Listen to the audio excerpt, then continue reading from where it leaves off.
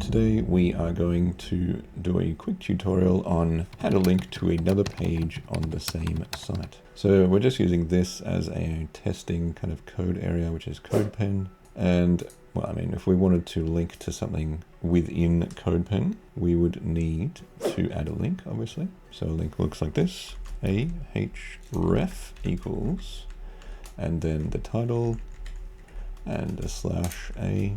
And that is our link with a title. Obviously know how to do that maybe already. And let's say that we wanted to link to CodePen/pen. If we put in this whole thing here, it will most likely, maybe I should try it. If I click this, what happens?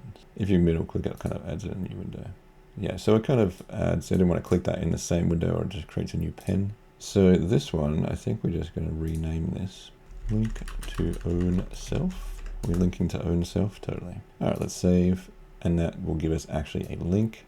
Now, if I link to this, you can do that as well. As long as you've got the same domain in this link, then it will actually go to this domain as well. So if I wanted to link to a page on here, this is probably not a great platform to do it. As long as we've saved, then it will actually probably just reload this. Or it will load it in this alternate reality universe down the bottom. So we definitely don't want to do that. But usually if you're linking on the same site, you will just remove this URL. And then we have what is called a relative URL, because then it will automatically add the domain in by itself, no matter what page you put this on. So I put this on a different page, it'll actually link to here and then automatically add the domain. So now if we click this, it looks like a new link.